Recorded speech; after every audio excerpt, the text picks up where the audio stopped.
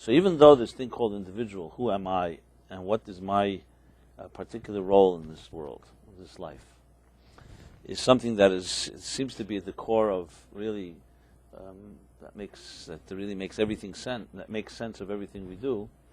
Yet at the same time, it's not as simple as it sounds, because we don't come to Earth and just pop out in this world as individuals.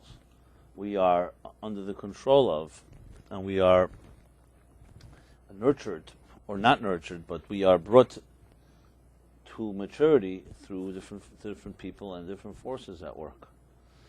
A child in this world comes into this world as a clean slate, as a pure soul, but you're born to parents. Everyone has parents. And parents, therefore, in their attitudes, from the moment you're born, and even prior to that, even in pregnancy, and even as they prepare to have a child, will shape and affect your attitudes. Their attitudes will affect yours, or ours, or each one of ours. So that's the first big factor. So then the question, just simply, without even going further, just taking that, since we are our parents' children, so we may be sitting here as adults, full-blown, developed adults, but how much of who you are and your decisions you make, and how you make decisions, how you don't make decisions, is shaped by what you picked up from your parents. Either copying what they're doing, maybe even unintentionally, or running the other direction to do exact opposite, but that too is a reaction to them. And their parents, in turn, were also children once, and shaped by their parents. So this is like a vicious cycle. But then when you take into account many other factors, and this includes education, and especially in our early formative years, then you have not just parents now to contend with, but also the educational forces at work, plus the peers, our classmates and other kids in our lives. And then you add into the equation the different experiences we've had. Some of us have had very pleasant and blessed childhood. Some of us have had aborted childhoods, unfortunately. Things that were not in our control. This can be divorces, the other trauma, losses, deaths, many different things that affect us. And all these add up to shaping who you are.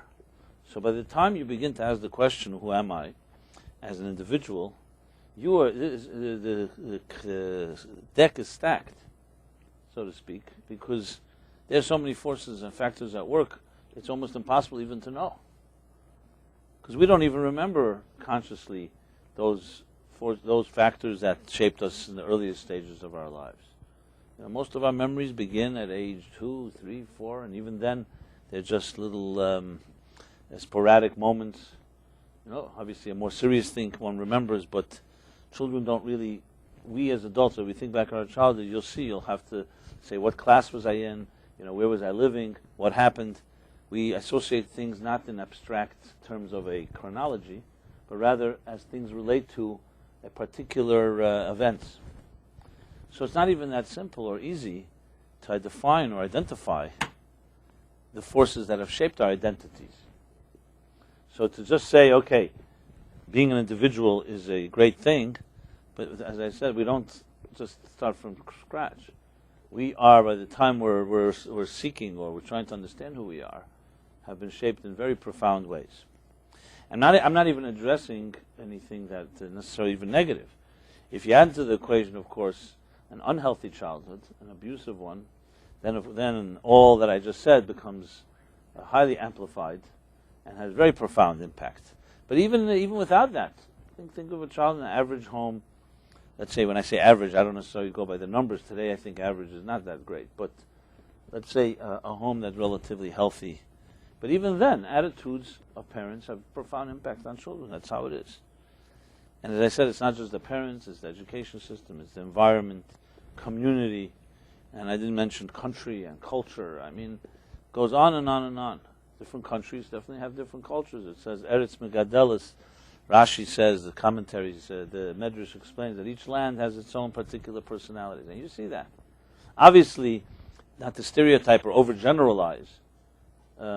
People are different and individuals in every particular country, but still there are certain cultural trends, cultural attitudes, even certain things like pleasantries of how you say thank you, when you say thank you, or certain etiquette, as they say.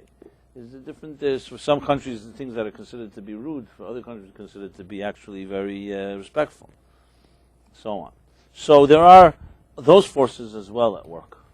And then we finally have to add into the whole picture, even as adults, the inundation that we are exposed to on a daily basis of everyone trying to sell us something. This includes advertising, and this includes all the visual images that you see. And there's so many and so multiple that I don't think we even know how many we see. How many visual images do you see today, for instance? I don't just mean sitting in front of a television intentionally or in front of a computer, internet. Images that you weren't even, you didn't invite in. You're walking in the street. Things that are being imposed upon you. You're reading a magazine. You're not interested necessarily in those ads. And there's a constant barrage of information, imagery, visual, audio, auditory, and so on that is constantly, you could say it's an assault on us, even though we live in a free world, but in a sense, yeah, you can lock yourself up. It's an assault because you didn't invite it. I'm not even saying it's all bad, but it definitely has impact on us, or else no one would be spending billions of dollars of trying to pay for advertising and trying to get your attention. There's a reason that investment is there, is because by getting your attention or getting you to buy into something, someone is making some money from it. So in other words, their intentions are not necessarily to educate you or to improve the welfare of your life. The objective is to make a few dollars. Sometimes it happens to be that what is being sold also improves your life. And that's the choices we have to make. But the point is, we are continuously being overstimulated and inundated with all kinds of forces. So when you decided this morning how to dress and where to go, I'm not talking about to work or other things that were so-called in your choice. How much of it really was your choice? How much of it is it part of a system that expects a certain type of, conformity is maybe too strong of a word, but expects certain behaviors, attitudes. No one wants to stand out. Nobody wants to look crazy. So where's that in-between place of being not complete clone, being some type of individual? So yes, I understand that people buy different clothing or make different statements through the images that they project. But that too is within who wrote the menu? How many options do you really have? And is it really completely some type of free expression, or is it within the so-called norm or within the standards of our society?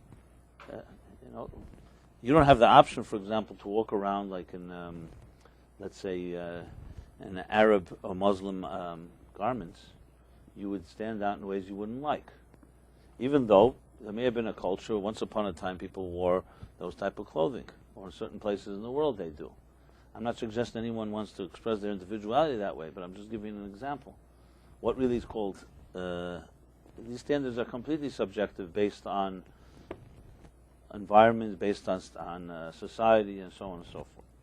So where exactly and how exactly can a person really express their individuality? Now you hear people waxing eloquent about how our free world, the United States, of course, you can get yourself an iPod. Is that what you have on this? Oh. And you choose what songs you want to listen to. So that's free expression. Whereas, let's say, in a autocratic society of a few hundred years ago, they chose, some authority chose what music you listen to. Now you can freely choose among thousands, millions of different genres, and I mean, every day I hear another type of music there is. If you go on the plane, you suddenly realize a lot more categories. Either I'm getting old or something, but there used to be just 3-4 categories. Now it's like, there's jazz light and jazz modern and jazz classic, and the whole thing. Jazz used to once be just simply the sound of the streets, and now it's become itself in its commercial standards, and I'm sure Billboard magazine will identify the different commercialization of it. But the point being is I'm not suggesting that we don't have more choices today.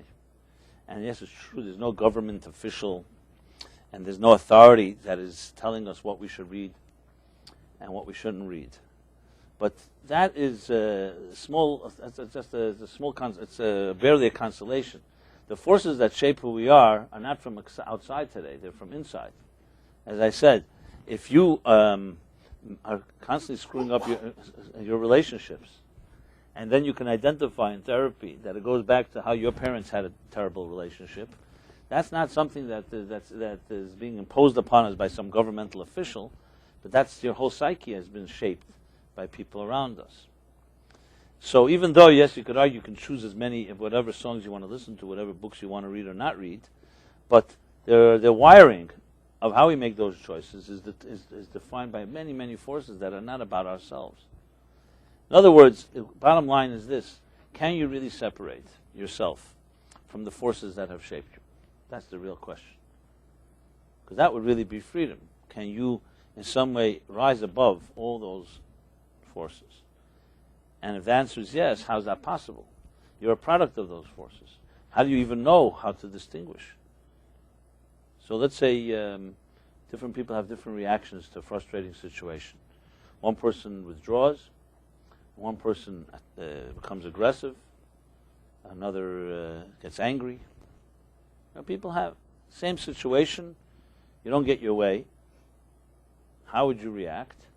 So there's a list of several options, only that many options. Who defines, why is one person's reaction different than another? Why does one person withdraw? Another person takes the bull by the horns. One becomes aggressive, angry, and whatever the list of other options there may be. What determined the way we reacted? So, psychologically speaking, the first thing you have to really look at, above all, is what influences in your life. What influence was there in your life? If, for instance, you see your brothers and sisters, your siblings, and your parents have the same reactions, that's a pretty good sign that you have to look there. Why does this family have the same reactions? Is it genetic, or is it something that the parents, that's how they dealt with problems? If one parent can withdraw when there's a problem, detach, another takes the other extreme, or something in between. Why we get angry? Why do some people have that anger in them, and others don't? I mean, it's easy, of course, to blame that the angry people are the ones that everyone's doing something bad to. But we know that that's not the situation. Anger is something, is how you react to things. We all have excuses to become angry, but some people do become and some don't. That's a fact. So why is that? Are we born that way? Is it the attitudes we picked up? And why it's so vital is because if it is an attitude that was imposed upon us, that right there your choices have been limited. Your individuality has been essentially compromised because you were never allowed to become who you could have become. Maybe had you not been exposed, let's say, to an angry parent or to a frustrated teacher or some other force or some other influence, you may have turned out with a completely different mechanism to deal with a frustrating situation. So there are these forces can have two effects on us. They either bring out the worst in us, or sometimes the best, of course. And the second thing, they may also, the other extreme is they may impede our ability to really become who we are. In other words, it could either affect you that your attitude and your behavior is shaped in a certain way because of those influences, or, as I said, what's the word I want to use? It represses the talents and skills you have. I meet people who have unbelievable talents and skills, and they're not only they're not aware of it, sometimes they are, but not only they're not aware of it, obviously they not doing anything to release those skills, and you have to always, when you see that, you always have to wonder why, because the natural reaction of a human being is, the natural process of growth is that things emerge. In other words, if you have a talent you're born with, or a skill or a particular strength, life is going to bring it out of you at some point. It may not be immediate. Doesn't mean at age 5. It could be at age 20. It could be at age 30. Because somewhere there'll be a challenge. And you'll rise to the occasion and suddenly realize you have this strength. It doesn't always happen consciously. So when you see someone who has a lot of strength inside of them, power inside of them, and it's not expressed, let's put it this way, the ratio between their potential and the actual is a very high one. I mean, they're very, very disparate. Then you know there's something, some force that stopped it from emerging. That's one of the ways we know we can identify a psychological block. When you see someone has, not necessarily from a negative thing, it's almost the opposite, from the positive thing that is not actualized. Why didn't it actualize? Why is the person not aware of it? Or even if they are, why don't they have the courage to let it emerge? Why have they not done anything about it? Because there's nothing more painful than a talent that you have inside of you, and it's not allowing it to come out. I mean, anyone that has that knows that it's one thing learning how to cultivate it, but just that it remain locked inside of a person is a very, very, it's like a trap. So what is the reason? There has to be some influence, some fear. And this doesn't mean necessarily tracing it to one event. It can be an accumulative series of events. For instance, just to give an example, I dealt with, more than once, but recently that comes to mind, a person who was exactly that way. I saw a lot of potential, and almost anything the person was doing was almost undermining, not almost, actually undermining the release of the potential, the job he chose, the relationship he chose, everything he chose was like exact counter to what his particular potential was. So it was clear to me that there must be a reason that he wasn't aware of. What was the reason? The reason was he grew up, and he came to discover this. He grew up in a home where his mother basically annihilated her whole personality for his father, who insisted on that. So an insecure father forced a woman with many, many talents and skills to basically not excel. Not only not excel, to become mediocre, so he should feel good about himself, or shouldn't feel bad about himself. And as a result, this child growing up in a home with a mother nurturing him that had such frustration, it almost like it created that he too will never actualize himself, whether it's fear or it was just emulating. That doesn't really matter what the exact reason is, but the bottom line is, here's a perfect example. So, is this person an individual? Has his individuality been allowed to emerge? Obviously not. Not due to his own fault, but due to a circumstance that impacted him from a young age. And even once he became aware of it, that doesn't mean the problems are solved. It just means that now he's aware. Now the question is, how do you undo the damage, or how do you cultivate? And we'll discuss how that's done. But the reason I'm elaborating about this is basically based on one principle, which is that Yediyas HaMachla is Chetzi Refuah in Hebrew, which means the awareness of a problem is have the cure. Without identifying a problem and just ignoring the root of it, you never can find the cure. Or maybe you can. I can't say never. You never say never. But very extremely difficult. So the expression goes that knowledge, awareness of a problem is half the cure. So before we even talk about individuality versus conformity, the first question has to be is how individual we really are. And this requires a little brutal honesty that we may not like to even subject ourselves to. Because some of you may think you're very, very individualistic. And you're a very strong a strong, deep sense of fierce individuality, as they like to say. And you may even think you're expressing it, when in truth it may not be the case. Because what are you basing it on? Of course, it feels good to sound like you're an individual. When you were challenged to really be an individual, did you choose the easy way or the harder way? And I'm not here to burst anyone's bubbles, because I'm sure that everybody here has some elements of individuality that you've acted upon. That's not what I'm suggesting, that you don't have any of it, or that you don't aspire. But to truly diagnose where you stand as far as an individual versus a conformist requires more than just what you think you are, or what you like to think you are, but also a sum total of all the forces in your life that have shaped you. That's the bottom line. Because you can go through your whole lifetime thinking that you're fiercely individualistic, and end up finding out that you were just a scared child, and you were just rebelling. And you confuse that with individualism. Because individualism also means you're going to make a mark that's very unique. So when is that mark going to begin? Not that you have to prove it to me or to anybody else, but individuality has certain ways to express itself. There is a reality check. It's not just what you think you are. It has true consequences in this world. Abraham in the Bible was a true individualist. How do you know this? Because he, till this day, thousands of years later, stands out as the father of monotheism, the father of all the major religions, the one who defied the entire standard of his time at heavy prices, and not because he knew he's going to be awarded or rewarded, and that one day we would talk about him as an individual, because he was a true individual. So he had no idea what would happen. He was just who he was. So in other words, it's not just about whether everyone says you're an individual and not a conformist. It comes from within. It has nothing to do with what people are going to say. That's part of being an individual. You know, if you feel that you have to be fiercely individualistic because then if people may look down at you if you're not, you can understand that's a little contradiction of terms. In other words, you're satisfying other people because they expect you to be unique.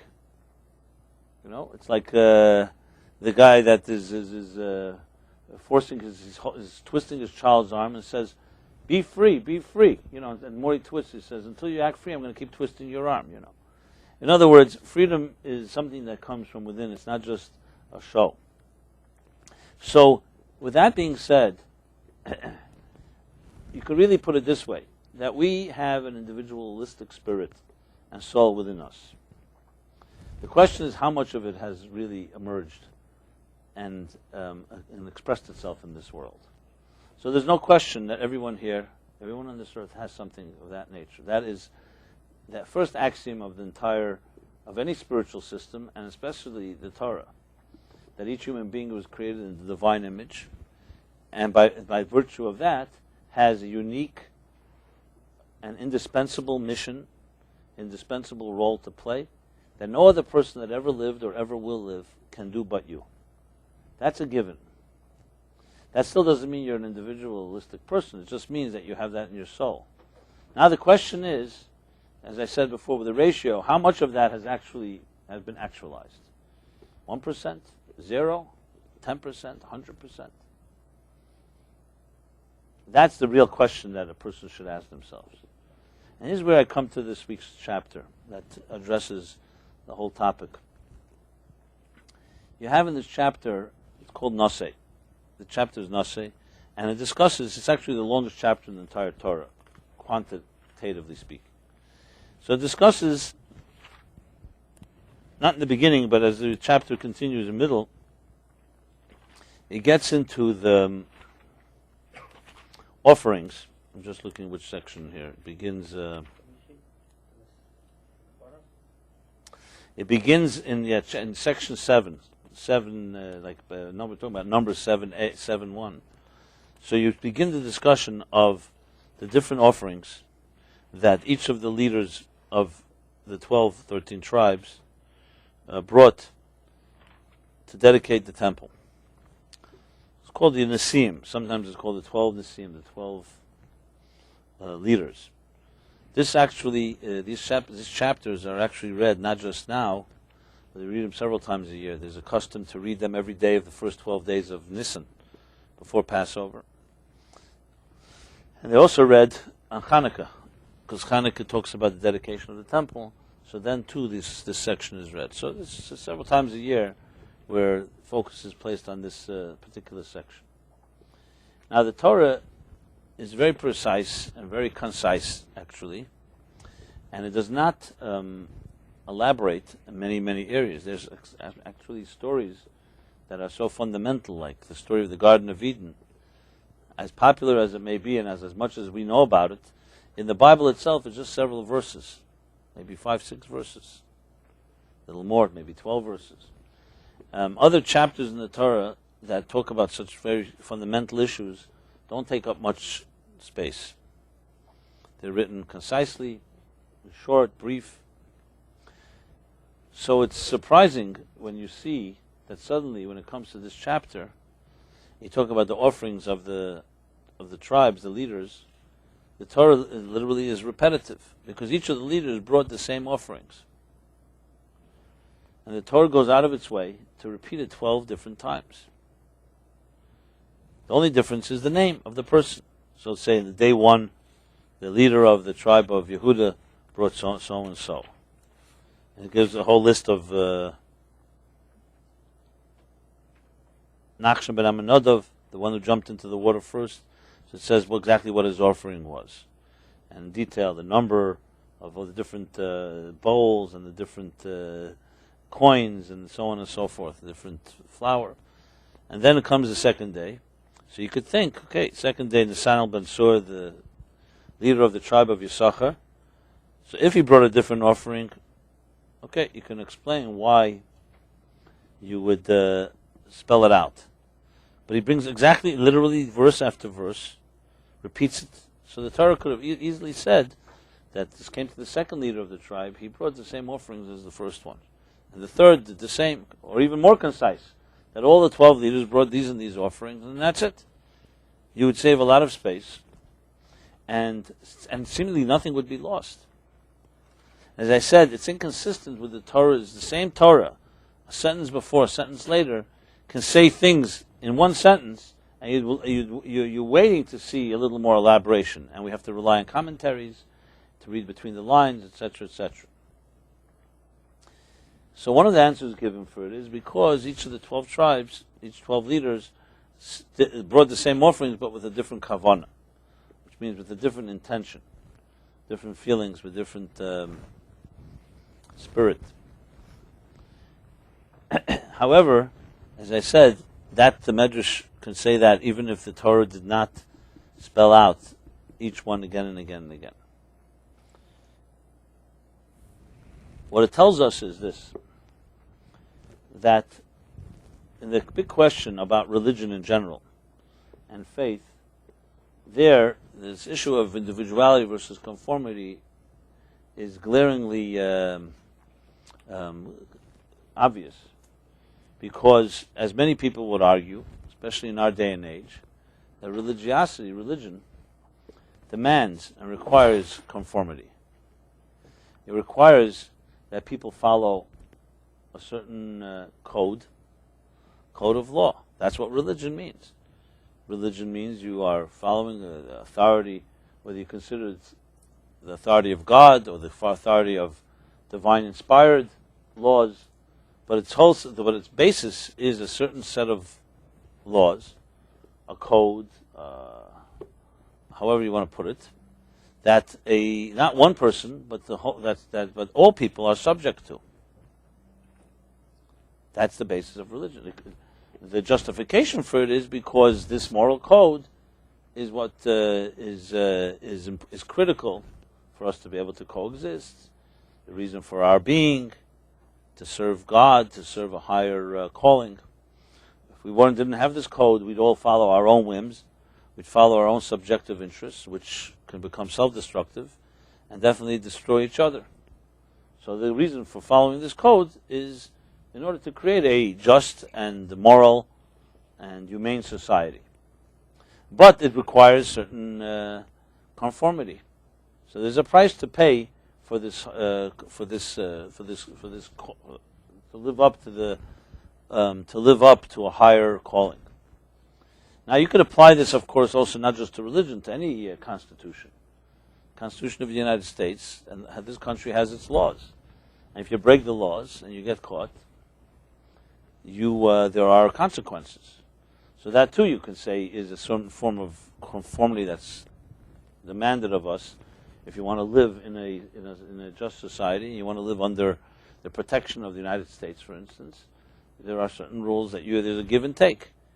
The government will protect you or provide you certain services if you follow certain guidelines. If not, there are guidelines, there are consequences, rewards and punishments. But let's not go to the government. Let's talk about the religion. Obviously, is much more demanding, and more importantly, as many would argue, a free government like ours, a democracy does not dictate what you do in your personal life. That's the whole pointing of the separation between church and state. Whereas religion does demand and expect of you to behave a certain way in your privacy, in your kitchen and in your bedroom and in your personal life and the choices you make, one could argue, imposes upon you a code of law, and imposes on a group of people that code of law, and that is what. If that's not conformity, what is conformity?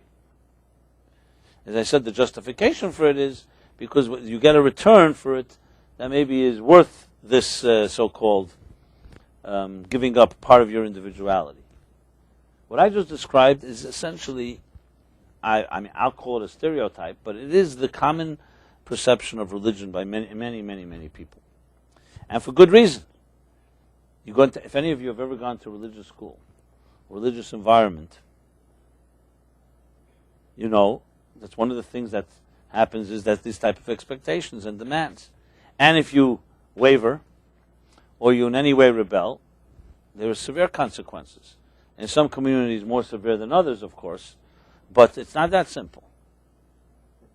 Some will talk about growing up in a ghetto-like environment, insulated and maybe protected, but also as long as you play by the rules. As soon as you don't, what we call a witch hunt takes place. And different communities do it in different fashion. And religion definitely has been guilty, religious communities, of this. So this isn't just a fantasy of Woody Allen or some other skeptics of our time, cynics of our time. It is a reality in many communities. So there's no question that religion has been painted in this fashion, and until this day, even today as we speak, you'll find communities and individuals that go by this. Some will deny it, but some won't. Some will say exactly right. This is God's rule, and this is how you do it. Now we live in an age where we're all just talking about a thing called fundamentalism, Muslim fundamentalism. And of course there's Christian fundamentalism and there's Jewish fundamentalism and there are other so-called fundamentalisms. How is it defined by most of us? It's a community or an environment that does not tolerate for anyone to break the law. And if there is a break, there are consequences. There are countries in the world that are run by religious law, Muslim countries.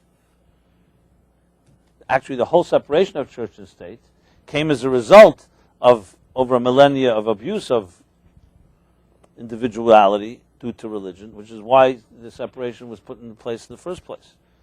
That there should be no church and there should be no authority that should dictate how people should live their lives. So this issue of individuality versus conformity takes on definitely a whole new twist when you're dealing with religion in general, and obviously I'm discussing Judaism in particular here. So what exactly is the story? Because the question here is a much more fundamental one. And this is something I myself, as a teenager, growing up in I wouldn't call it a fundamentalist home, because my home was not that way, but I saw elements of fundamentalism in my life, and school and so on, especially by the more brainless of the authorities and teachers, where it was considered actually to be sinful, or actual sin, to be in any way rebellious or to challenge or to question.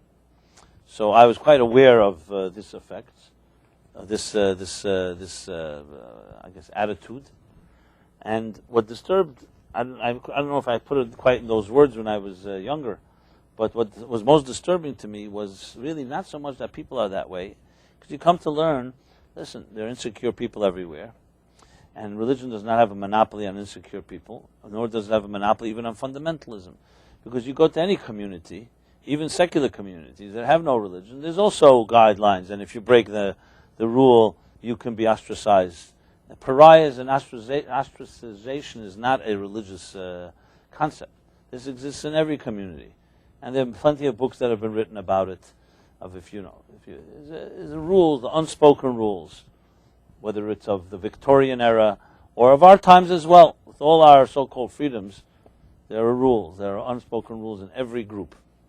These are groups, whether it's groups who, as I said, religious or not religious. So that I understood, and I still do, that there's no question we live in a world where there are going to be people, whether it's either due to control, or it's due to power, or due to fear of people breaking out of a certain breaking the rules, or just plain insecurity. When you're insecure, you want everyone else to be insecure as well. It feels better.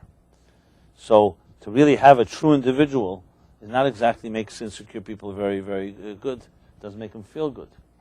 You've all read, I'm sure, George Orwell's 1984. And that's not a religious society he's describing. He's describing whether some called communism couched in the ways he put it, another sequel to Animal Farm, or however you want to put it. But there's clearly a study of the needs and demands of a society for all the good reasons that Mr. O'Brien spells out in order to keep a certain control, mind control, demanding absolute conformity to the point where you have to go against the grain of your own nature, and war is peace, and whatever is intuitive is wrong, and the whole challenge of 1984. I remember when 1984 actually came around. Well, it didn't really live up to exactly that. I mean, or some people said it happened long before 1984. However you want to put it. But the point is that the concept of strict conformity and demands of conformity are not exclusive to religion. So that I understood. What bothered me was something much more fundamental, and this is it. That societies, man-made societies, and human being and human institutions should have demands for conformity. Yeah, it makes sense. The people in power want the people not empowered to conform to their rules. That's how they stay in power. It's completely logical to me. I'm not saying it's just, but what do you expect? Someone who's in power, who has control, who has the money, who's able to exert that control, why should they want to give it up? So they have to some way create some controls to make sure the masses or the groups don't rebel. So in earlier ages or middle ages, it was maybe done by brute force, and today it's done a little more sophisticated, masked in what we call democracy or freedom.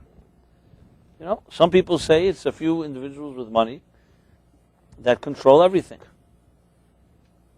Now, when you start trying to analyze the economy, which we realize today how futile that is, and there's no such thing as economic experts, there's a lot of strength to this theory. The question is who's really running the show. I'm not really sure about, but it could be whoever does have the largest amounts of monies, and of course they're not advertising it.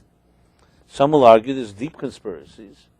I'm not from the conspiracy theory people, but I definitely understand the idea that people in power and have the means are going to definitely do things and create systems that we will not be aware of to make sure they continue that power. Where that manifests is another question. You know, to look around everywhere you go and say every person you meet, or every corner you go, there's a conspiracy there. I'm not ready to say that, but there's somewhere something, some smoking gun somewhere. I don't know where it is yet. Maybe you can help us. You're in the banking industry. Some say it's in Switzerland. Anyway, so what bothered me was, and continues to bother me, and that's what I'm addressing is, so man-made structures demand conformity. Yeah, you want to join my structure. These are the rules. You don't like it, you're out. Again, this is nothing about fairness. It's just simply the human nature of those in power want to continue to be in power. That has to require some form of conformity, or at least in some way subdue or tame or keep under control people's needs to be themselves, so to speak. Because that can upset the balance. The problem is, that's all nice and good in man-made systems, but in a divine system, if religion has any significance, it's because it's a divine system. It's not just another control game. At least I could not accept that to be that case, even though there's some that make that argument too. People are essentially animals, so you need to create a code of law called religion to keep them at bay. But if religion is based on a divine system, so here's the big question, philosophical question. God created individuals in this world. He did not create clones. The fact is, no two people are alike. Not personality-wise, not soul-wise, not in so many ways. I mean, we have common things. We all need to eat. We all need to sleep. We all breathe. But when it comes down to, however, distinctions in our personality, we have many, many distinctions. And the Talmud says, Ein de'er sein shavas. People do not have same perceptions of things. They don't think alike, just like there are no two faces that are alike. So God created fierce individuals, billions of them today. Once it was millions, but the numbers don't matter here. Created individuals, and that He gave a system to the human race to what? To annihilate the individuality that He created them with. That makes no sense. I remember when I was, I don't know, remember what age, 16, 17, I don't remember what age. So I wasn't necessarily a particularly devout student, I can tell you that. Without going into details. But I remember asking this question to someone who so-called was trying to tame my rebellion. So I said, let me ask you something. Does it make any sense? He was trying to say that, you have to follow certain guidelines and rules and stuff like that. And that was not really exactly something that I was into. So I said to him, does it make any sense that God would create you as unique, me as unique, so many unique people, and then ask us all to erase that uniqueness and just become all the same and follow a certain religious code and just do this and this and not that and that? Well, I was old enough, so he didn't give me a whack, but he basically dismissed me as one would dismiss somebody. Like he says, you think you don't understand nothing. That's what he told me, basically, if I recall correctly. It doesn't matter whether I was right or wrong, but let's put it this way: he did not get through to me, and I came to realize that is the fundamental question. To make a statement that religion demands conformity is, to me, the biggest contradiction of terms, because the basis of religion, as the Bible states, is that God created the human being unique. Each of us unique. So how could the same Torah, the same Bible, the same code suddenly demand that we all become conformists? It doesn't make sense. It's like going against. God says, I created you with blue eyes, but because everybody has brown eyes, you have to change them. So obviously that's not a commandment in the Torah, just for the record. But the same is true with in the areas of our own individuality. So as I went through my rebellion and my anarchy, I came to realize, and I'm not going through my own journey, my whole journey here, but to make a long story short, I came to realize something which not this teacher, not any other teacher really taught me. I read it myself. When I started looking in, it could not make sense to me that the religion of Abraham and all these fierce individuals like Moses, who defied governments and defied their own communities, they even defied their own religious establishments, created a system that is all about conformity. It didn't make any sense. I came to realize that it was being grossly misrepresented, and maybe the most abusive thing of all is teaching religion in terms of conformity. If you look in the Torah, and I mentioned this last week as well, I believe, most of the Torah, especially the Ten Commandments, are all written in the singular, as if God is speaking to one person. In Hebrew, there's a word that you use, like you say aleichem, lachem, when you speak to a group. When you speak to one person, you say lecha or loch, if it's feminine. And the Torah, in the Ten Commandments, speaks, even though it is words said to millions of people, it all speaks in singular terms, as if you're speaking to one person. And the Medrash